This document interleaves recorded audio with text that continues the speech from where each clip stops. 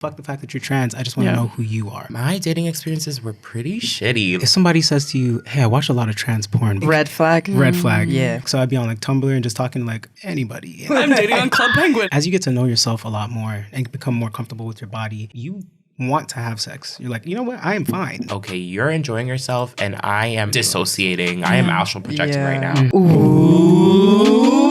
What's going on, everybody? Welcome back to the Queer Collective Podcast. I'm your host, Carbon. I'm Emily. I'm King. I'm Miss Myles. And welcome to the show. And this podcast is sponsored by Vizzy Hard Seltzer and Field, but more on that later. In this episode, we are getting vulnerable as we delve into the complex experience of dating as a trans person. And throughout this episode, you'll hear from King, a trans man, and Miss Myles, a trans woman, about their personal journeys and realizations. From navigating positives and negatives to addressing issues of disclosures, fetishization, and violence, we're going to cover it all and hope that you stay with us until the end. And we'll be closing things off with some very valuable advice, so stay tuned. Our first guest today is Miss Myles, who is someone you may recognize from previous episodes of the podcast and from our short film, Turning Heads Volume 2, which is now available on YouTube to stream. She's an incredibly talented makeup and hair artist here in Toronto, a beauty producer and advocate. We are always so happy to have you back because you are such a fabulous speaker. Thank you for having me once again. And our next guest is King, who is a multifaceted artist, community harm reduction advocate, ballroom leader,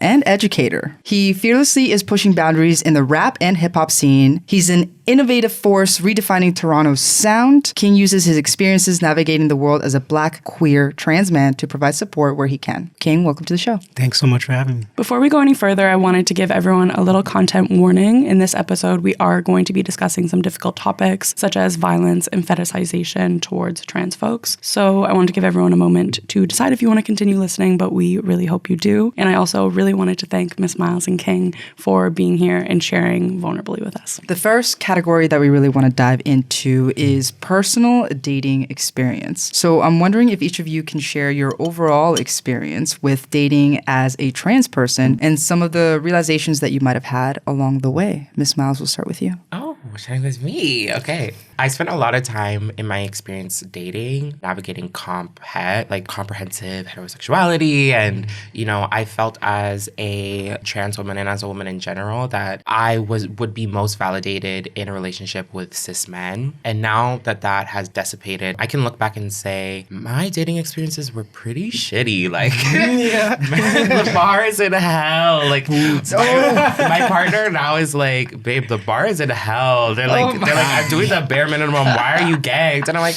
something I ended up having to navigate was, again, that fetishization. But a lot of emotionally inept boyfriends and exes in the past, there's this thing that happens where they just can't get it out of their head the way they've been socialized to think of trans women. Right. And it would be this constant thing that I would run into where ultimately I'm like, you need to stop fetishizing me. Like, I'm a whole person.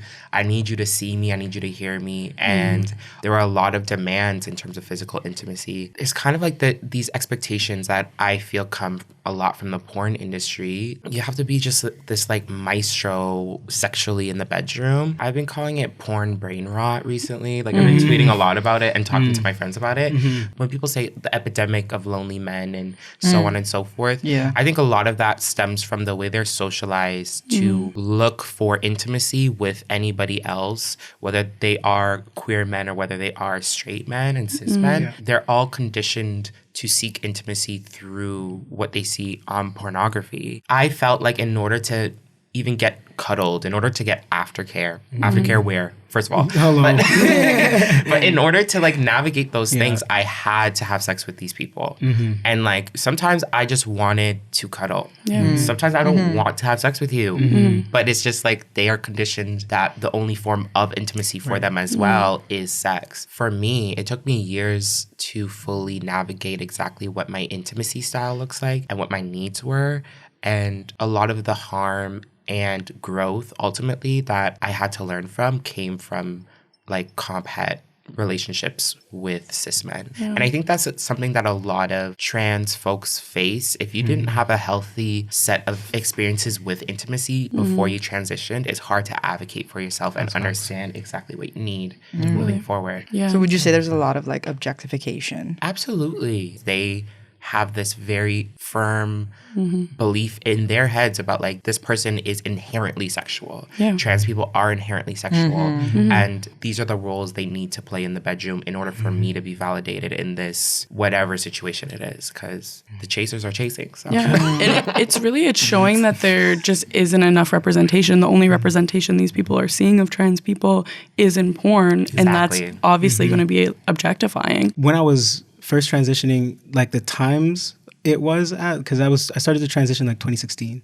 So during 2016, it was not as accepting for trans folks. Trying to find partners, it was me putting myself in like very dangerous situations. Like, so I'd be on like Tumblr and just talking to like anybody. And so like a 13-year-old me now talking to like 20-something-year-old person and like dating a 20-something-year-old person. Not Talk about knowing- internet safety. Okay. Where were we? Hello, where were we? Cabo Hotel was a thing. I'm dating on Club Penguin. Okay, like that is my girl. yeah. If you had The Sims online, That was the spot. I'm telling you. Hilarious. But it was really just putting myself in dangerous situations that I didn't know were dangerous because like there's literally nothing. The life expectancy for trans folks is so low that there's no elders you can look to and be like, hey, well there are, but they come very few and far in between, you know, and especially for folks that look like us, even less so. Me navigating education or trans education as a trans folk, than having people within community who you think you're like, okay, I'm gonna be safe because you're queer.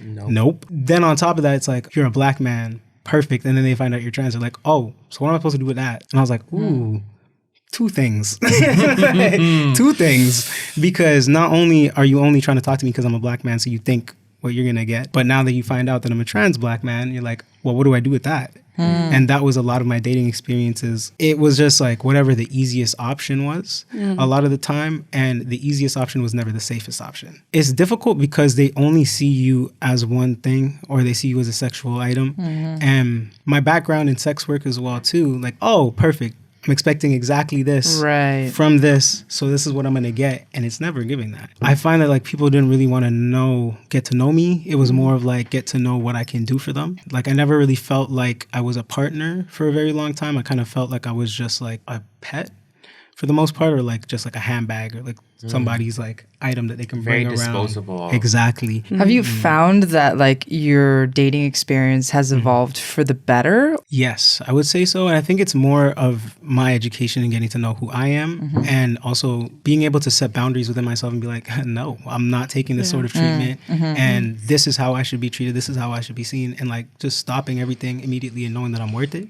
Because when you grow up and you don't have that sense of self-worth because you don't have like a family or a support system for you, you accept any sort of love because you're like, oh my God, this feels so good. This is what I want. 100%. And you just yearn for it and yearn for it and yearn for it, so that when somebody gives it to you, like, and they see how much you want it, a lot of times people will take advantage of that. Would you say that communities, whether it be like the queer community or just like society as a whole, has gotten better about that, like in your experience? 100%.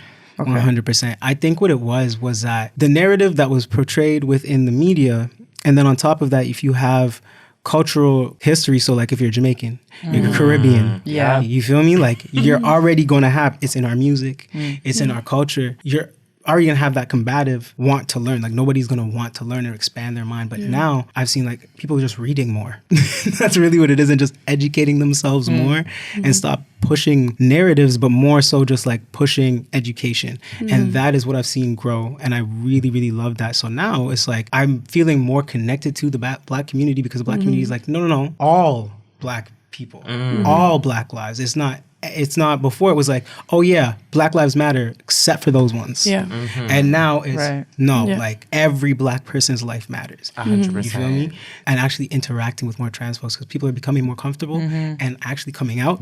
And I love to see it, because I'm just like, oh my God, yes, come out, tell your story. Because if you don't tell your story, who else? Like, exactly. You know, like, There's nobody there to advocate for you. Exactly. And I feel like the more trans people that come out, the more that you see them in the streets, in media, represented in every single place that we can Exactly. have, the more Exactly. normalized it becomes, 100%. and the more that others will be like, oh, right, they're just people. I definitely felt myself like navigating, like reparenting myself Yeah. really young and looking for external validation within relationships or just external validation within friendships. Yeah. As a young trans person where we don't have the same support systems that a lot of other people have, and then we don't have the formative experiences that Exactly. a lot of other people have. Even our self-worth and our self-actualization gets interrupted as we Yeah. grow because it's just like what the media is telling us, what our peers are telling us sometimes, what we're being shown is that we don't deserve to have healthier relationships. There's a lot of people in power who are also fetishizing trans people and they like the limited visibility that trans people have because that power dynamic works for them and it works in their favor. Oftentimes, like as young trans people, like we have to navigate nasty power dynamics and very abusive dynamics, and it takes a while. It takes you talking about your experience. It takes you reflecting and fighting that battle within yourself to want more and to know that you deserve better. What would you say are some of the biggest positives and negatives about dating post-transition? Sometimes it's not necessarily post-transition. Like sometimes we're navigating that while we are transitioning. I'll start with the positives. I mean, like, as you get to know yourself a lot more and become more comfortable with your body, you want to have sex. You're like, you know what? I am fine. You're like, you know what? Shit. At the beginning of my transition, maybe I was just a bit more uncomfortable with myself. And like, I don't think that it was how testosterone has taken me or how my surgeries have gone.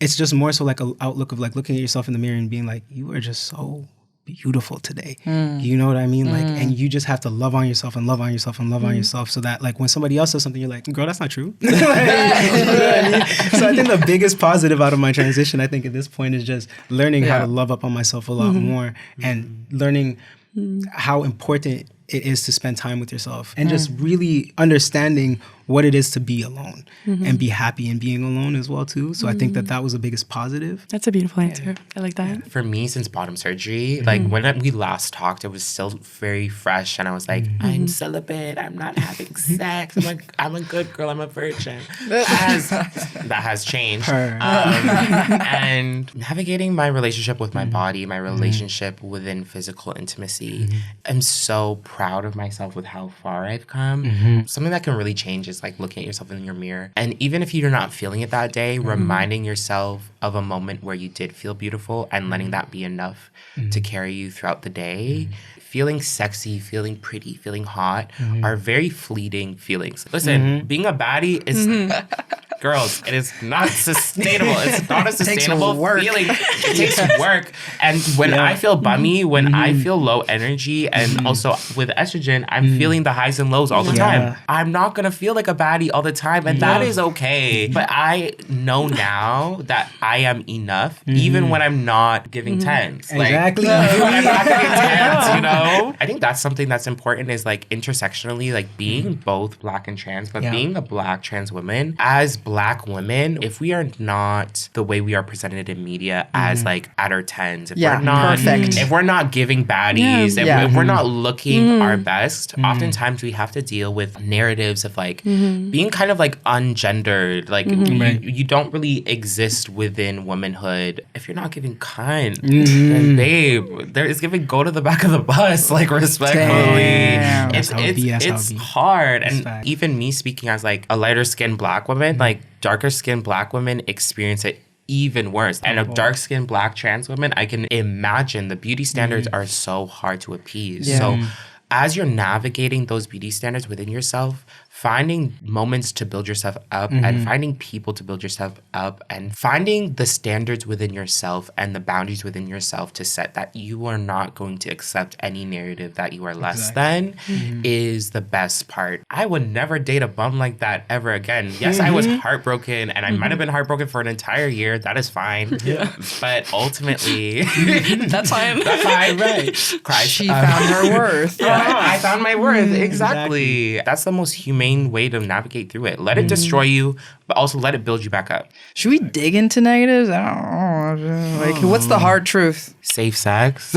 Yeah, like the hard truth has been me not having bottom surgery. It was at the beginning very, very, very difficult to become intimate with anybody because I was like, it doesn't really look how I want it. And now it doesn't feel like how I want it to feel. But then gaining peace with myself and my body and being like, you know what, my dick is fab. Like, you know what I mean? Yeah. And just be like, you know what, this is fab. For me, it's just like the negative was turned to a positive. It like I try not to look too much at the negative because there's a lot of them. Respectfully, when I did have a dick, don't suck my dick. That's what I'm going to say. That was something that I was also navigating. The dysphoria within your body. And people have valid decisions on why they require bottom surgery or why they don't require bottom surgery. Exactly. And ultimately, I think for a lot of trans people, you really only find that answer through physical intimacy, pushing yourself to the other side to really see if it's worth it. Like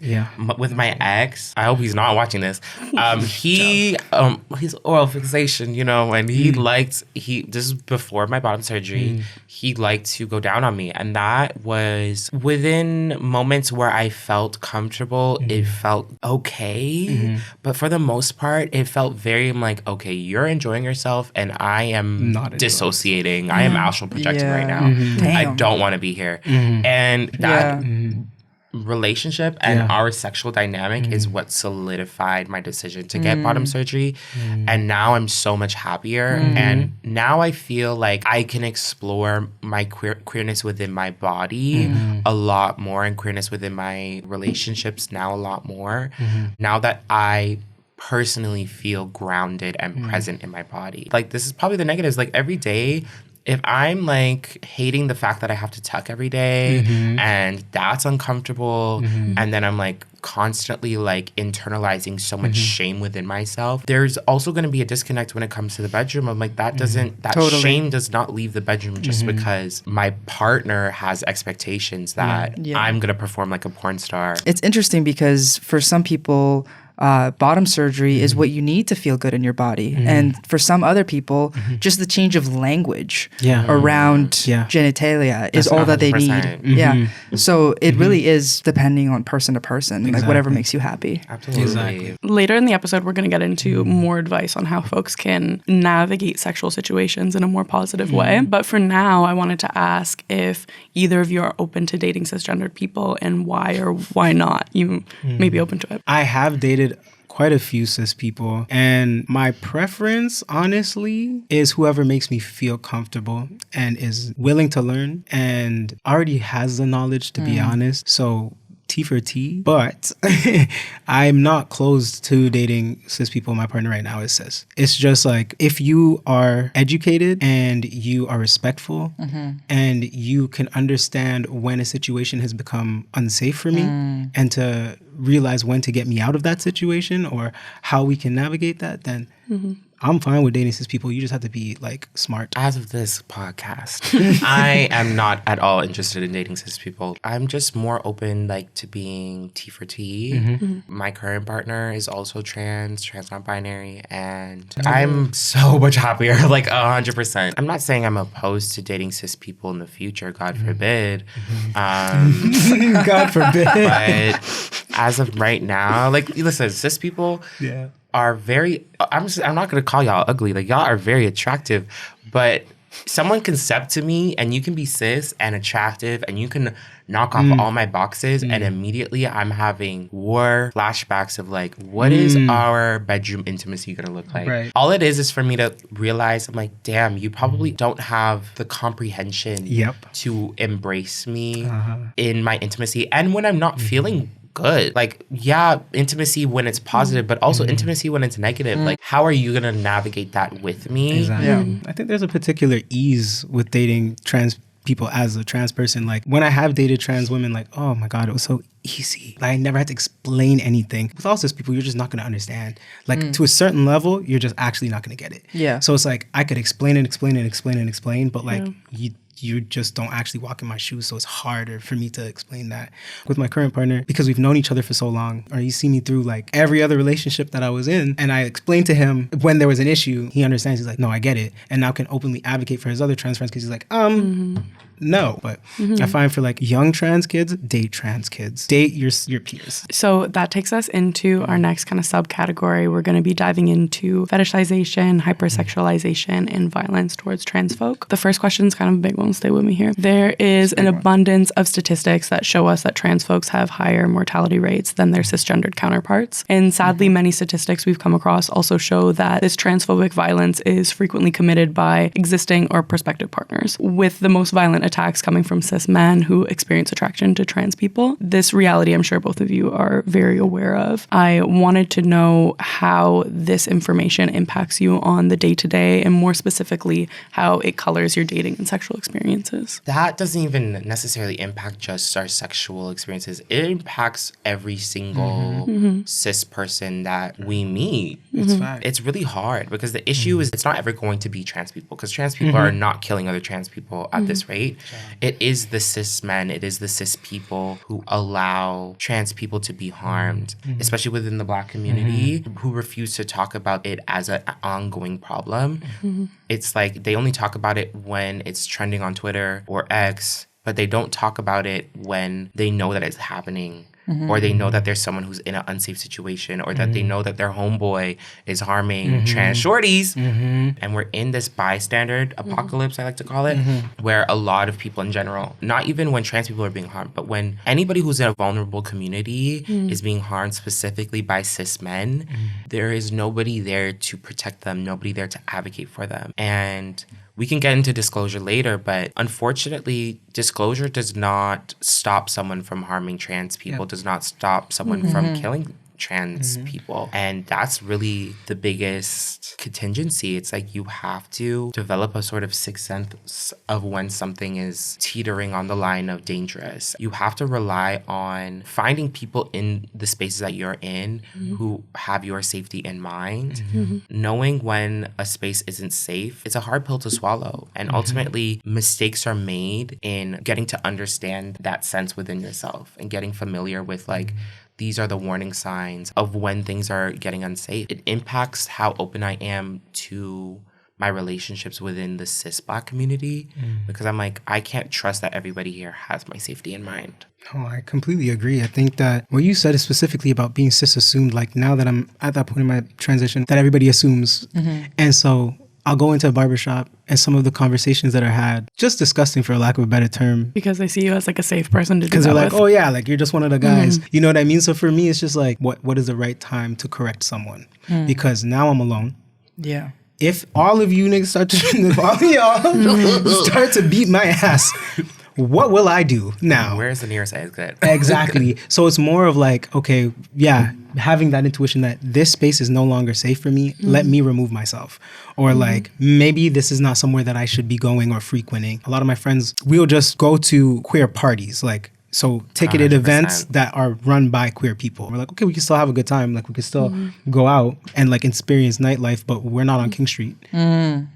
Because like no one should be on King Street. Hello, like we're not on King Street. Abolish King Street. Hello, abolish it. And like a lot of the conversations that happen on King Street, and a lot of my friends from like my childhood, they're like, oh yeah, we're cool with you, and it's like, but then we can't be friends because you got to be cool with my community. Everybody. Like, it's not giving, oh yeah, I'm cool with you, so like you can come around. And it's like, no, that's not how this works. So I won't come around. Within safety, it's just like, as a Black person, I've just always had that sixth sense where it's like, I'm not safe here anymore. Right. So it's just kind of developing that intuition within yourself and like taking time to sit with yourself and listen to yourself so that you know what spaces are made for you. Because I think that something that's hard to hear is that not everything is made for you. You do not have to be in every space. Yeah. And like your safety is paramount. So if that means you're not going to be going to this party that like all your friends want to go to, then they're not your friends. Why do you think that Black men in particular, as you mentioned, are or have been in your experience the most unsafe?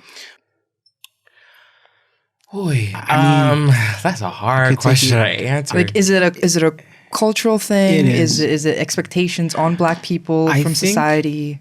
I think that there is an overall expectation within society for Black men to be hyper masculine. And so this devalues their masculinity by being, I guess, kind to trans people.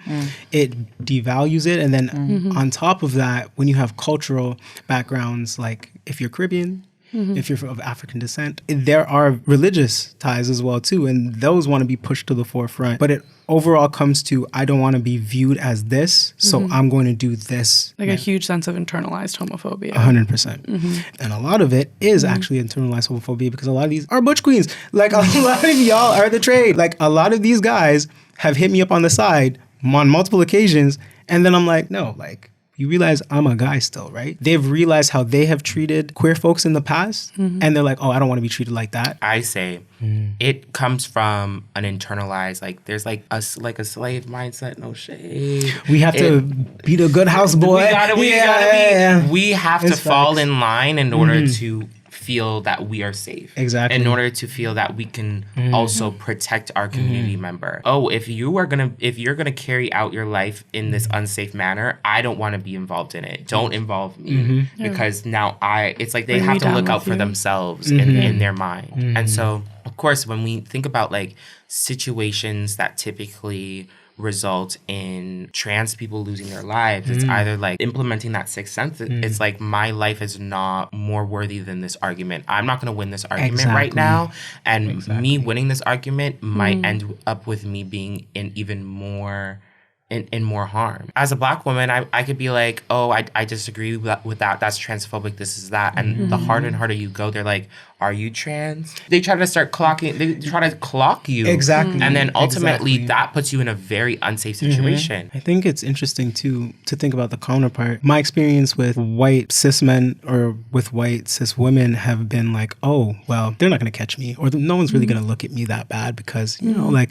I'm this good white person, and like, or like, I'm this business person, like, nobody's going to look at me any sideways. But those have been actually my most dangerous positions, were with cis white men, because they knew that they would not get caught, and even if they did get caught, nothing would happen to them. They were more emboldened to do things, and they're more emboldened to do things on their own. When I feel like with Black men, it's like what in the group mentality. If we're in a group together, I don't want my homeboy to think that I'm gonna do this. Right. But with white men, they're like, I could do whatever I want, whenever I want, however I want to do it, because even if I get caught, ain't shit gonna happen. Like, the privilege is really predatory. Exactly. So that's it's like, that's a great point. even in navigating like white spaces, it's like, I don't even go there, to be honest, because it's just like, I don't actually know who has my best interest in mind. Yeah. I completely agree. I think while I am cis assumed, I also am a businesswoman, and I have to navigate a lot of white commercial spaces in order to succeed. Right. And I have to code switch in those spaces.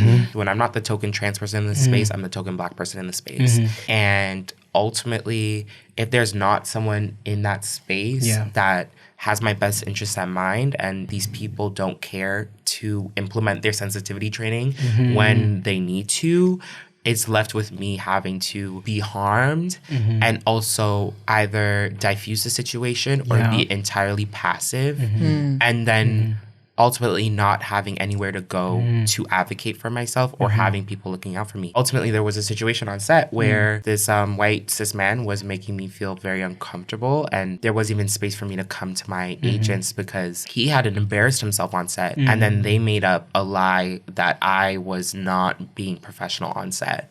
And so they threw me under the bus when they knew that the photographer was being deeply inappropriate with me. And there was like, there's no space here, even though the agent at that time said, oh, I'm here for you, I'm looking out for you. I'm like, you didn't even ask me what went wrong. You just came to me with, this is what happened. This is what I heard. So it's like, you have to fend for yourself. And a lot of the time, because you have to fend for yourself, you don't want to be like seen as a problem, so you kind of just have to take it. Exactly. Yeah. It's like oftentimes pacifying the person who's hurt you.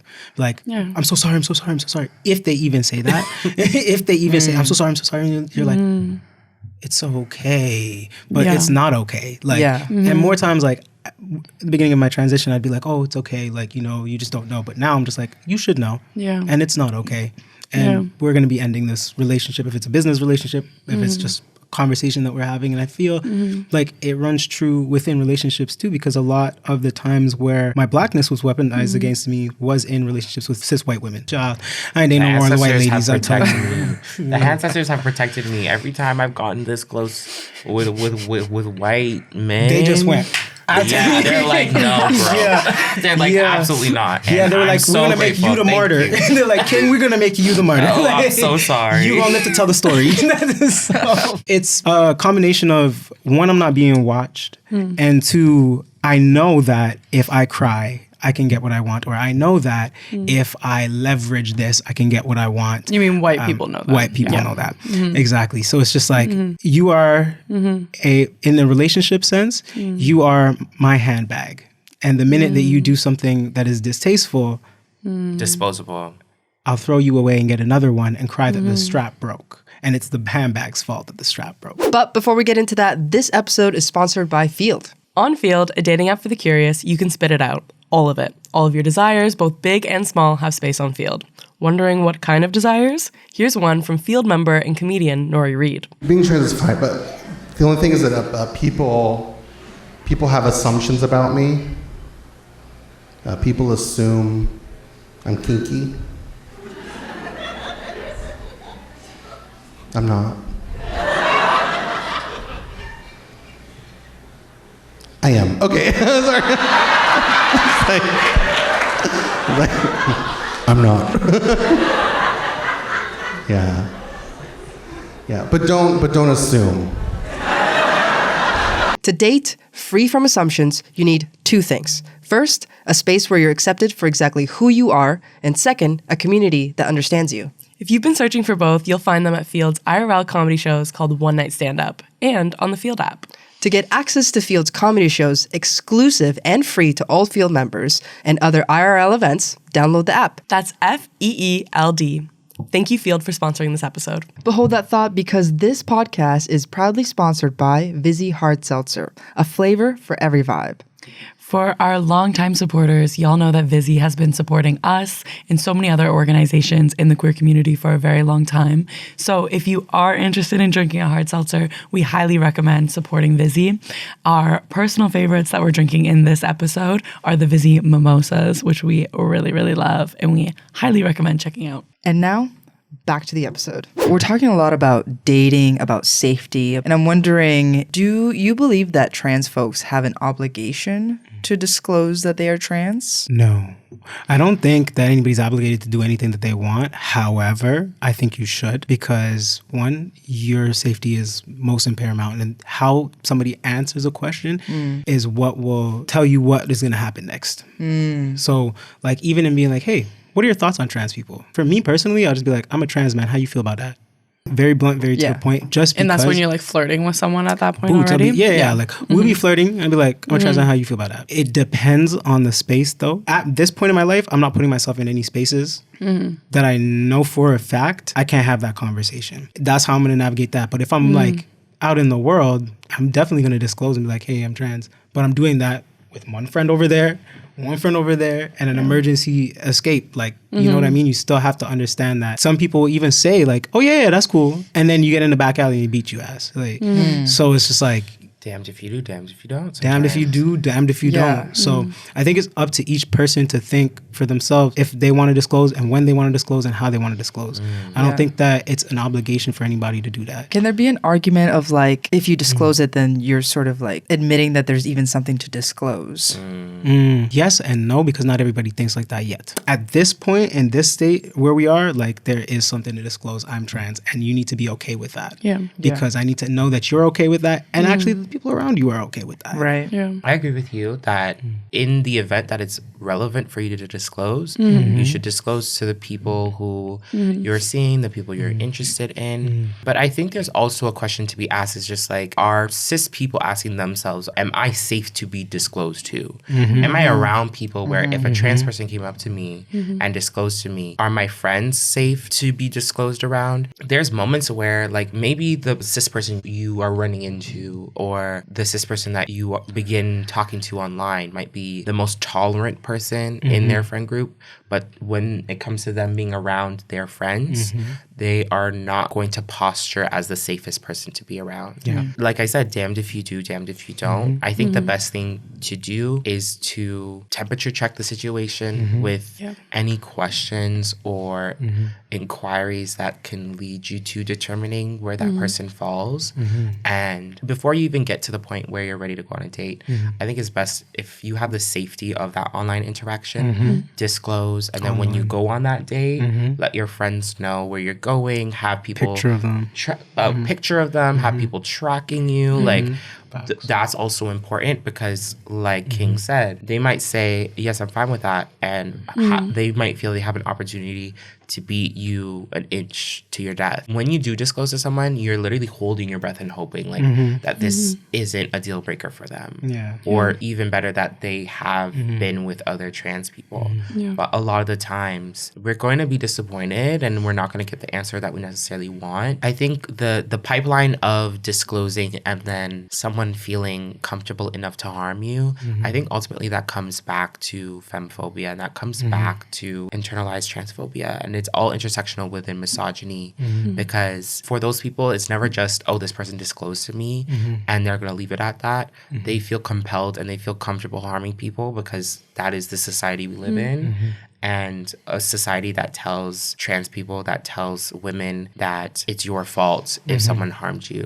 If you disclose to someone that you're trans, that should, and that person disagrees with it, that's where that conversation should stop. If it ever escalates into you having to look out for your safety, understand that it's never your fault. It can't ever be your fault for doing everything right and still being harmed. To bring it back to reasoning why, we recently watched the documentary Disclosure on Netflix, which is a really good one that we recommend a lot of our listeners listen to. One thing that it depicts really well is just how the way we think that we need to react to someone disclosing to you, how closely tied that is to media representation of situations of disclosure or situations where there was a lack of disclosure and then someone finds out they've had sexual contact with a trans person. And a lot of that, they give like countless examples of very recent films and TV shows where people are repulsed and they're trying to like cleanse themselves. The one that stood out to me the most was Ace Ventura, where Jim Carrey finds out Einhorn is a man! And he's like throwing up, like doing all of this stuff, and then later like rips off her clothes, and then a whole audience of people are throwing up. This is the media that we have been built around that has taught us that it's a bad thing, but it also it reflects badly on the person who engaged with that trans person because it shows them as potentially gay because they aren't actually seeing trans people as real men or real women. Exactly. Yeah. 100%. That's a great point. When it comes to media, trans people are either, up until recently, very recently, either the butt of the joke or the disgusting, dehumanized being. And that's what we've been raised on. Or And they're a that's, homicide victim. yeah, absolutely. Yeah. That was another piece, and there was a really good quote from Laverne Cox in that documentary as well, where she was talking about how that narrative keeps getting depicted over and over again in like CSI shows, police shows, where it's the victimization of it. And she's like, yes, it's based on a true story, but why is this the kind of story that gets told over and over and over again?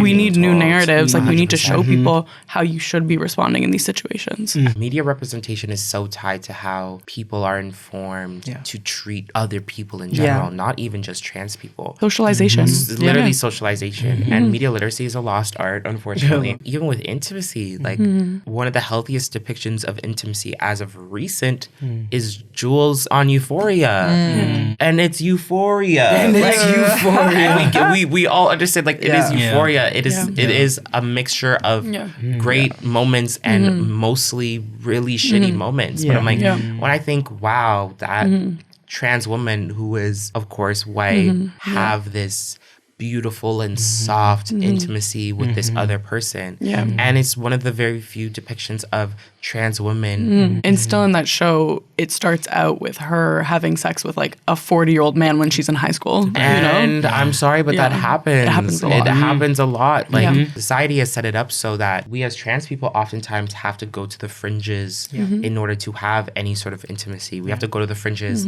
to have any sort of acceptance and validation validation and love even. And who that's with, oftentimes it's not always an appropriate relationship. The last section that we really want to get into is dating advice. This would be like advice for folks who date or are intimate with trans folks in particular. So what do you wish cisgender individuals in particular would make themselves aware of before they start dating a trans person? Language is very important, and it's not a blanket for everybody. It's more of having an intimate conversation with the person that you want to be a potential partner and saying, hey, how do you feel most respected? How can I make you feel most comfortable? You know what I mean? Or like, hey, is it okay if I touch here? Or what are some things that you like to do in a bedroom? You know what I mean? Like, how do you refer to your body? Or even maybe trying and be like, hey, is it okay if I call this? I had one partner be like, hey, I notice you don't really like me going down on you. Is it because of the language that we use? And that's what really opened up my eyes and was like, shit, yeah, it is. So I think, like learning and understanding language, but also get some trans friends, because everyone should have some trans friends, and not for the purpose of dating trans friends, but just for the purpose of knowing the experience, the trans experience more deeply. Understanding how valuable, not even just with trans people, but checking in with your partner. Just checking in your partner, period. Like sexually, after light intimacy, after heavy intimacy, after you've been vulnerable, after you've unpacked something together, just checking in with your partner. I think something that is important to be sensitive and cognizant about is not every trans person has arrived where you are in terms of knowing themselves and being able to advocate for themselves. I think it's important to hold space for them to change their mind about things, hold space for them to learn how to advocate for themselves and to feel comfortable advocating with you. You're dealing with someone who is sort of navigating a second puberty, a third puberty, child, fourth puberty. Sometimes. You know? They're navigating, relearning their body. For me, I went through a second puberty. Now, technically, I'm going through a third puberty. And having someone who holds space for me is so important.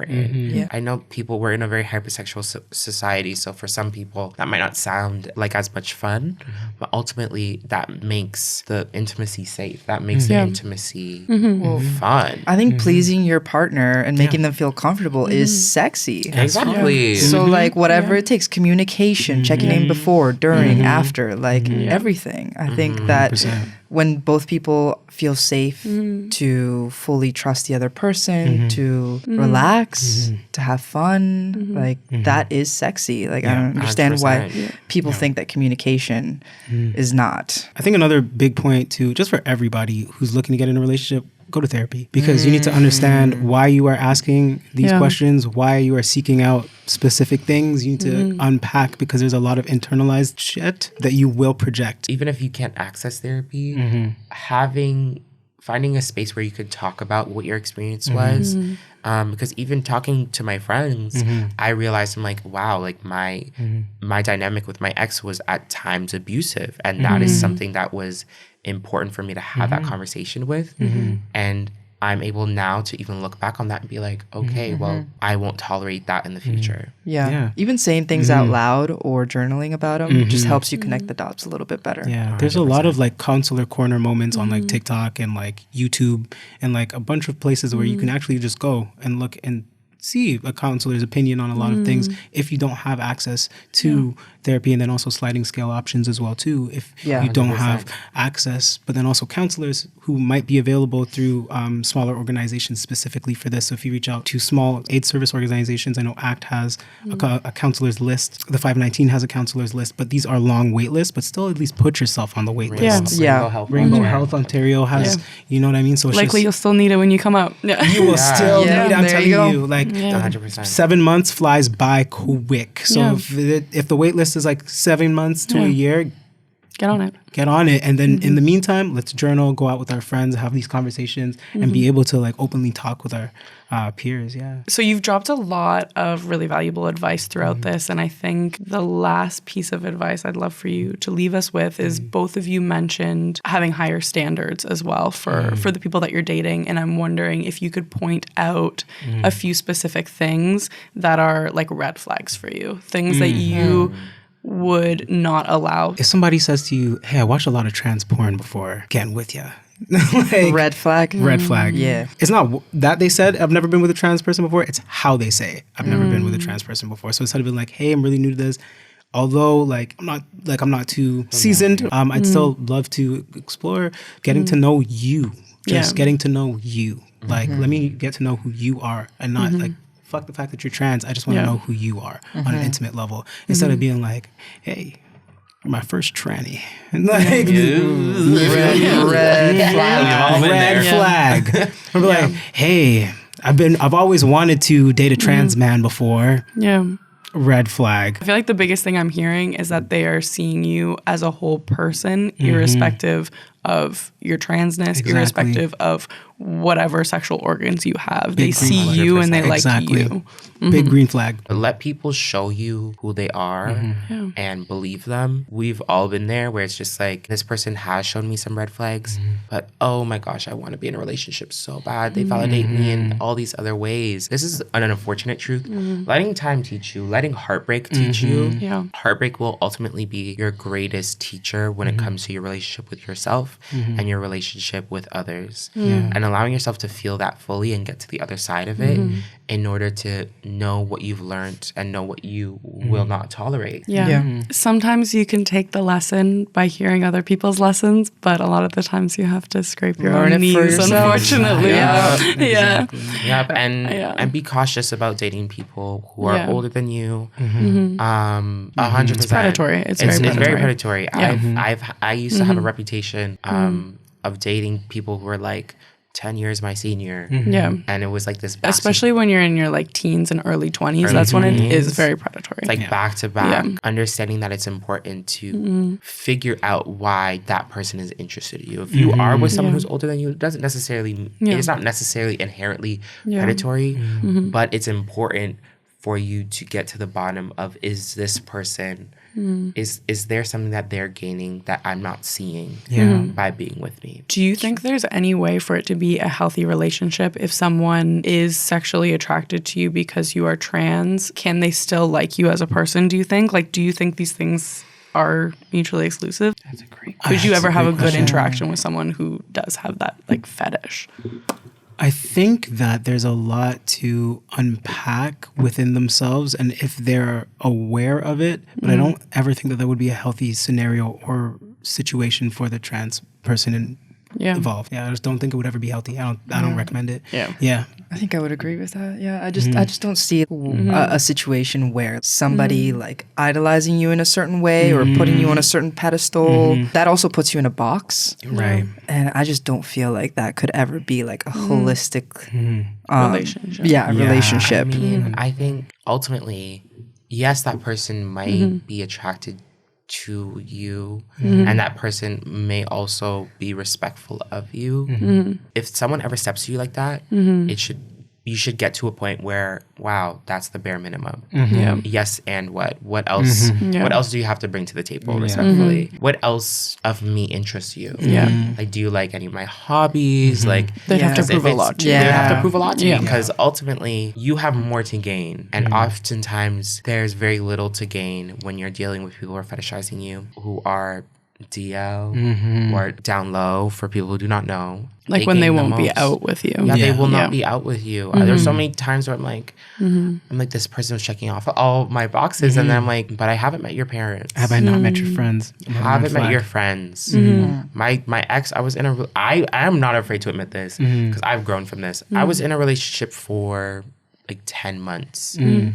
And I only went over to his house once when his parents were out of town. I've talked to his dad on the phone, but I never met his dad. I'm just like, there's all these moments. And they were like blaring red flags. It's okay if we get so hung up on someone or we get so starstruck by the love and every other place that they measure up that we ultimately made the mistake of being with them. Miss Myles and King, is there anything that you want to plug, anything that people should be aware of? Where can they find you? You can find me on Instagram at king.https. Look out for my new EP coming out soon. Next month. We Yeah. love new music. Check it out. Yeah, new music. Check me out at miss.myles, Myles MUA, on most platforms. Book with me if you require any hair and makeup. Book with me if you require somebody to talk about the trans experience. I am here and I am queer. Thank you both so much for being here, for sharing so much with us. This was such a great episode and such a great conversation. We're really happy to have you both here. Thanks for inviting me. I really appreciate it. So glad you could be here. Yeah. That is everything that we have for you today. And if you want to dive deeper into the Black trans experience, make sure to check out the video on the left over here or the first link in the description. Make sure to hit subscribe and leave a like. And if you're listening on your favorite podcast app, make sure to leave us a 5-star review because it really does help the podcast out. That's everything that we have. And until next time, peace.